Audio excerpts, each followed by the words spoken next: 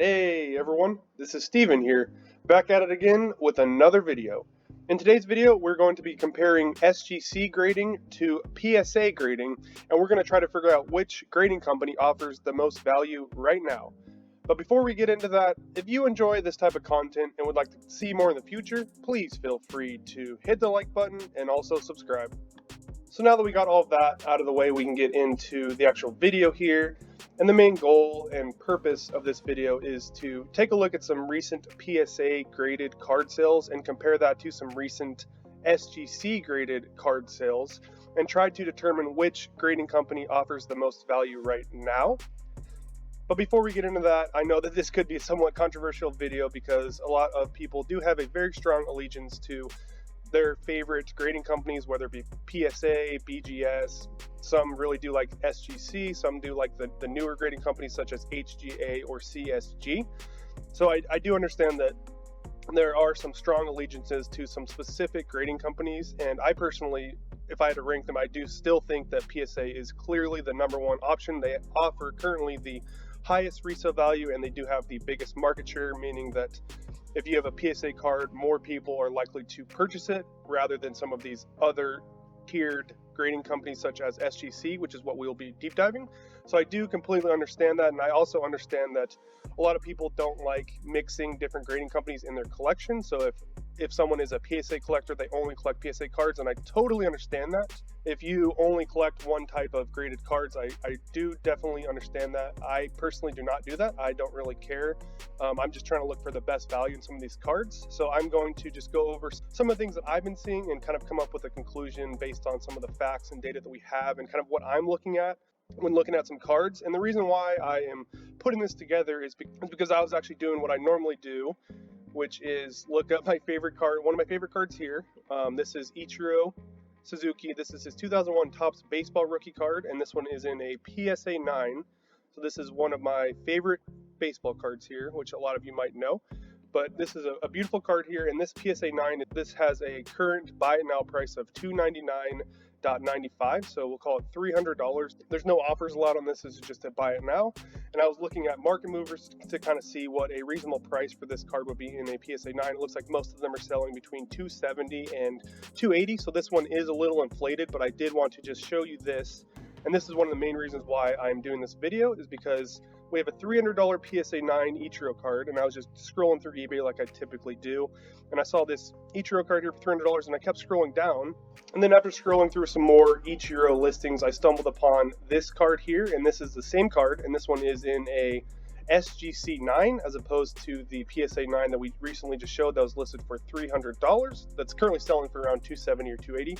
But this SGC 9 is selling for $155. So literally almost half of what that PSA 9 is selling for. So that really got me thinking, and I'm not really interested in buying another Ichiro rookie card. This same rookie card, I have multiples of these, so I'm not really interested in buying, but it did get me thinking, like, if I were to buy another Ichiro rookie card or another rookie card in general, which would I prefer?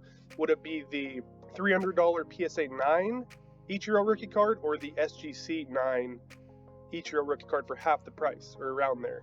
And my answer is easily, I would much rather pay for the SGC 9. And I just want to go over some of the reasons why. Before we go over some of those reasons, let me know down in the comments which one you would prefer, whether it's the SGC 9 or the PSA 9 for almost double the price. But before we get into some of the reasons why I would go with the SGC 9, I did want to pull in some more data just to kind of show the price differences between a PSA and an SGC. So I'm going to switch over to market movers here. And I did want to note that it is hard to kind of compare some of these prices because SGC does not have the same amount of sales volume as PSA does, as PSA is a lot larger as of right now.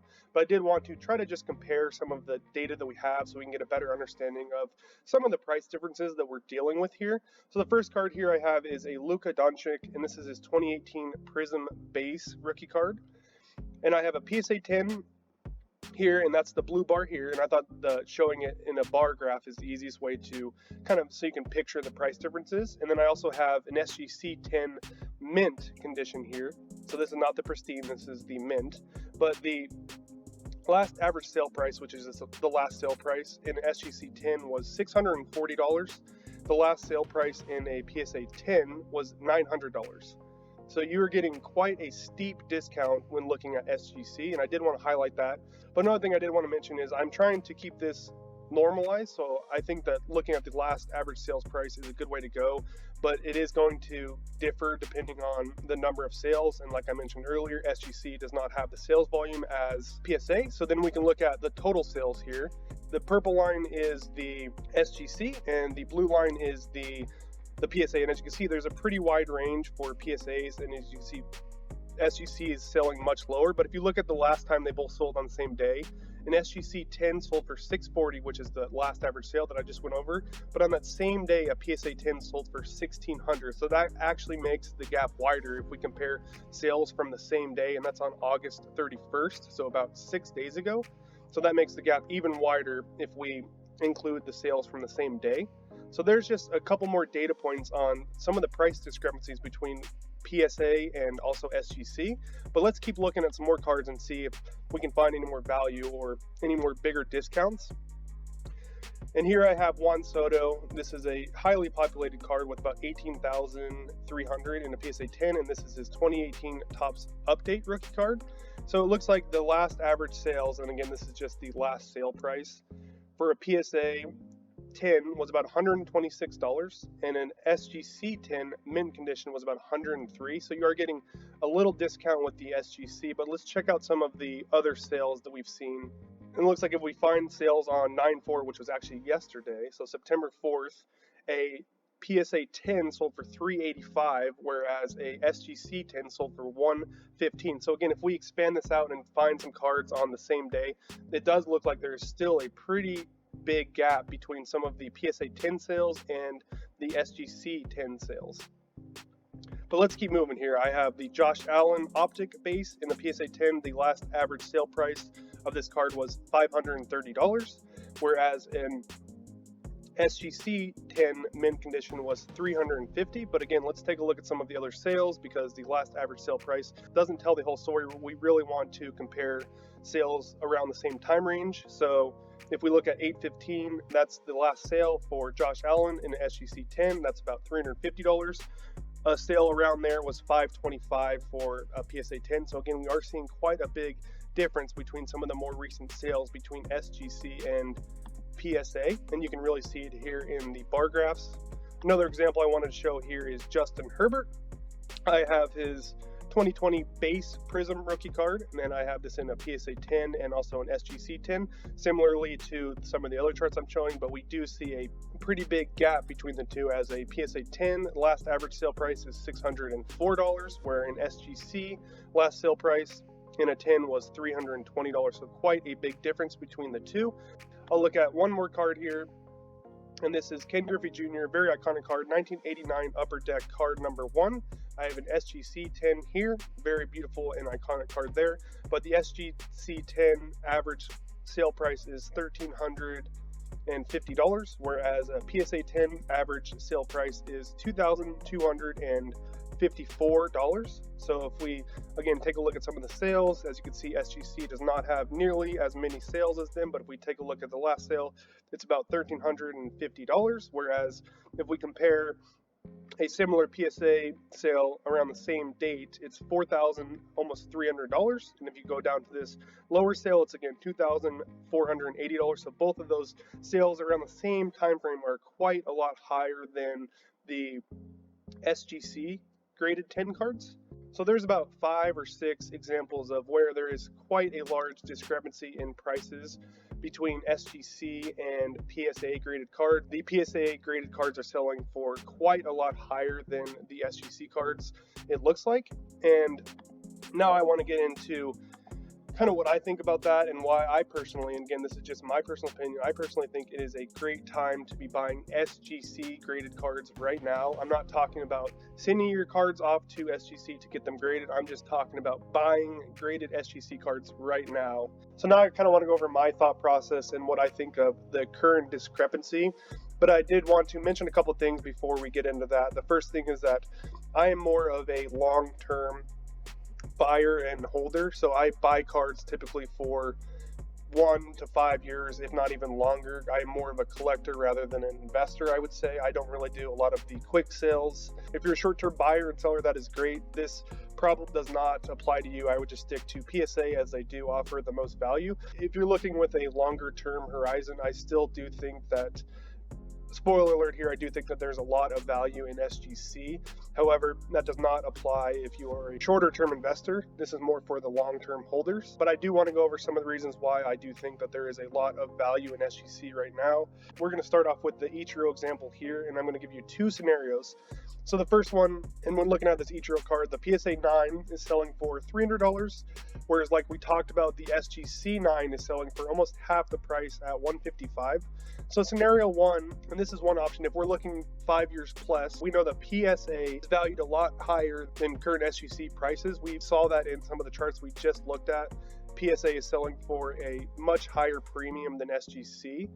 But I did want to mention, if we're talking long term, trends change, markets correct, a lot of things can happen.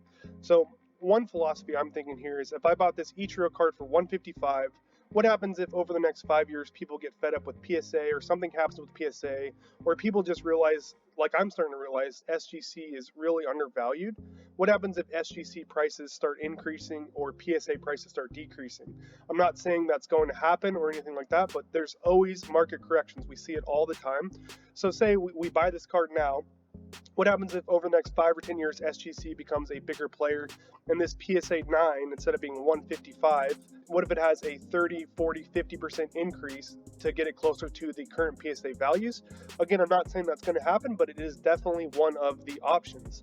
Another option or scenario that we could do if we bought this SGC 9, we know that PSA is currently closed down, but what if I bought this SGC 9 for $155 right now, and say 5 years down the line, the difference between SGC and a PSA graded card is still pretty substantial? I could always crack this card out or send it to PSA, pay the 30, 50, however much it is. Even if it's a $50 grading fee, we don't really know what it's going to be. That puts me $205 all in with this card that's selling in a PSA 9, same grade, for $300. So that would leave me with $100 in profit if we went that approach. So there's two ways, in my opinion, where SGC is currently undervalued buying their slabs. The first option is SGC could increase their value in cards over time, which is really unknown. But the second option is that the cards are selling at such a steep discount right now, you could buy the card now, and down the line when PSA or other grading companies emerge, you could always crack the card and send it off to a different grader that has more value at the time. So that's always an option. And in that scenario I just listed here, you would still be making money even if you crack the card and send it to PSA when they open back up.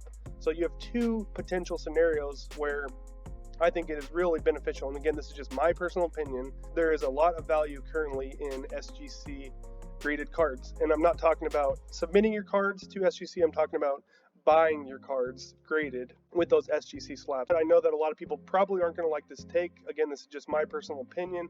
Let me know down in the comments what you think about the current grading card situation and if there's any value with SGC or not. But with all that being said, I really hope you enjoyed today's video. I hope you found it somewhat entertaining and also informative.